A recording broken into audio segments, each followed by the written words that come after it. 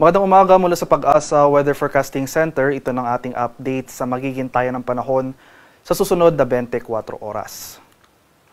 Para sa buwan ng Setyembre, ito yung ating mga inaasahang track ng mga posibleng bagyong mamuo or pumasok ng ating PAR. So for September, 2 hanggang 4 na bagyo or tropical cyclones ang ating inaasahan. So makikita natin dito sa image na ito yung mga usual track sa tinatahak ng bagyo for this month base sa ating climatology. Itong unang track ay isang recurving track. So posibleng mamuo yung bagyo na ito sa northeast or dito sa eastern boundary ng ating PAR. Patuloy itong gagalaw generally westward and then magre-recurve northward. So ang tinatawag natin or ang tawag natin para sa mga track ng bagyo na ito ay recurving. So mananatiling malayo yung mga bagyong ito sa ating bansa at patungo yung track dito sa northern boundary ng ating PAR or northeastern boundary ng ating PAR towards sa area ng Japan. So yung mga bagyong ganito yung track, inaasahan natin na maliit yung tsansa na magkaroon ng direktang epekto sa ating bansa at less likely rin ito na palalakasin o paiiralin yung ating southwest monsoon o yung hanging habagat. Ito naman pangalawang track natin ay isa ring recurving track. So posibleng mamuo sa silangang boundary ng ating PAR. Gagalaw generally northwestward patungo naman sa northwestern boundary ng ating area area of responsibility towards sa bahagi ng Taiwan. So recurving track rin ito, pero as compared sa unang track, yung track na ito mas mataas yung tsansa na magkaroon ito ng epekto sa ating habagat. So more likely ito na palalakasin yung ating southwest monsoon. So yung pangatlo naman nating track ay isang landfalling track. Posibleng yung movement nito generally northwestward pa rin, no? Pero posible itong maglandfall over extreme northern Luzon area towards the area of Hong Kong or mainland China. At sa pang-apat naman nating track, landfalling track rin ito, possible landfall over the southern portion of Luzon patungo sa area naman ng Vietnam. So para sa buwan ng Setyembre, nasan pa rin natin yung pag-iral ng habagat. Kaya kung may bagyo tayo, kahit na mananatiling malayo ito sa ating bansa, especially kung yung track ng bagyo na ito ay kamukha itong pangalawang track, asahan natin yung posibleng paglakas na ating southwest monsoon. So maulang panahon na ating posibleng maranasan sa kanlurang bahagi ng ating bansa sa case na ito. At para naman sa ating latest satellite images, huling namata nitong low pressure area na ating minomonitor kaninang madaling araw sa layong 695 km silangan ng Daet sa may Camarines Norte. So nananatiling maliit yung tsansa ng nasabing low pressure area na maging isang ganap na bagyo within the next 24 hours.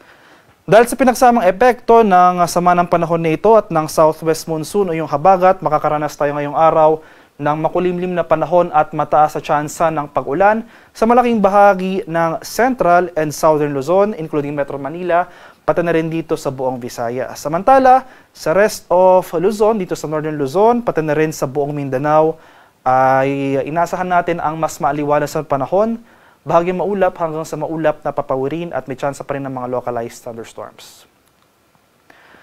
At ito naman yung ating heavy rainfall outlook sa mga susunod na araw. So ito yung ating weather advisory na inisyu kaninang alas 5 ng umaga.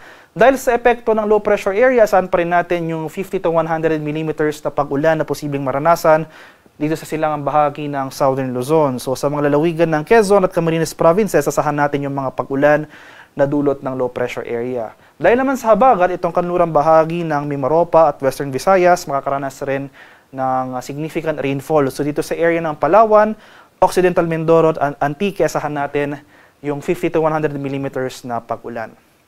Pagsapit naman bukas, mababawasan na yung mga malalakas sa pag-ulan na dulot ng low pressure area dito sa eastern section ng southern Luzon.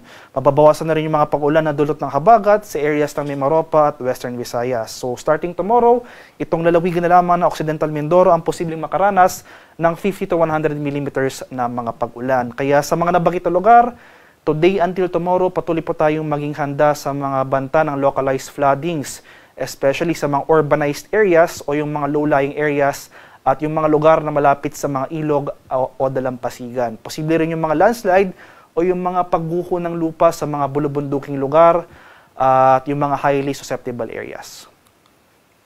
At ito yung ating magiging lagay ng ating panahon ngayong araw for Luzon. So dito sa area ng Metro Manila, at malaking bahagi pa ng Luzon makakaranas sa makulimlim na panahon. So isa-isahin po natin, dahil sa epekto ng low pressure area, makakaranas tayo ng makulimlim na panahon at mga kalat-kalat na pag-ulan, pagkulog at pagkidlat dito sa area ng Bicol Region, sa lalawigan ng Quezon, sa mga lalawigan rin ng Bulacan at sa May Rizal.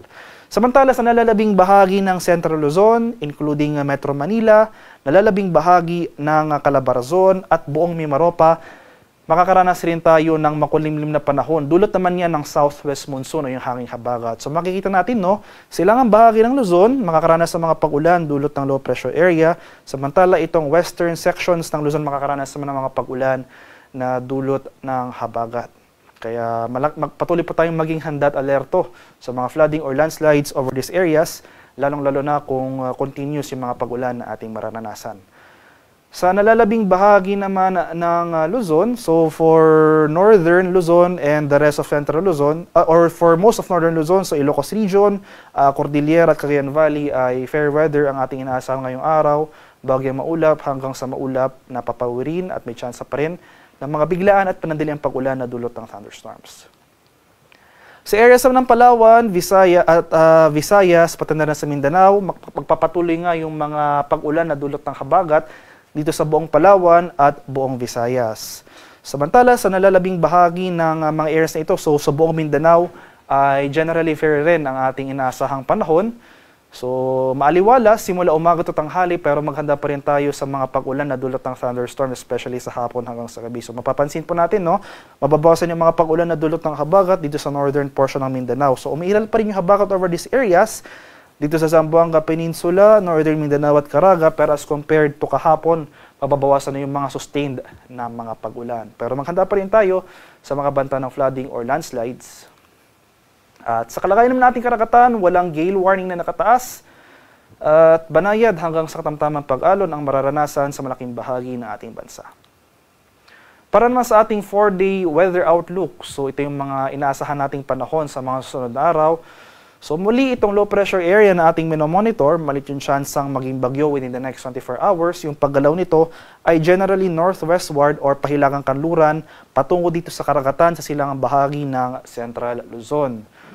So hanggang bukas, magpapatuloy yung mga pag-ulan na dulot ng habagat at ng low pressure area na ito dito sa Central Luzon, including Metro Manila, Calabarzon, Mimaropa at sa buong Visayas. Pagsapit naman ng Miyerkules, mababawasan na yung mga pag-ulan over Central and Eastern Visayas. Magsisimula na yung mga pag-ulan over Northern Luzon. So, for Wednesday or sa araw ng Miyerkules, asahan natin yung maulang panahon over Ilocos Region, Cordillera, Central Luzon, including Metro Manila, sa area ng Calabarzon, Mimaropa, Western Visayas at Negros Island Region. Pagsapit naman ng Huwebes hanggang sa Biyernes, mababawasan na yung mga pag-ulan over Visayas and most of Southern Luzon, pero magpapatuloy yung mga pag-ulan na dulot ng habagat dito sa may Ilocos Region, sa may area ng Cordillera, Central Luzon, at dito sa kanlurang bahagi ng Mimaropa, dito sa area ng Palawan. Kaya sa mga sunod na araw, patuloy po tayo mag-monitor ng mga localized advisories na ini-issue ng ating mga Pag-asa Regional Centers dahil posible pa rin yung mga tsansa ng localized thunderstorms. So ito yung mga malalakas sa pag-ulan sa bandang hapon hanggang sa gabi. So kahit panandalian lamang yung mga pag-ulan na ito, kung may kalakasan, posible pa rin ito magdulot ng mga pagbaha o pagguho ng lupa. Haring araw sa Kamanilaan ay sisikat mamayang 5:44 ng umaga, lulubog naman mamaya sa ganap na 6:08 ng hapon.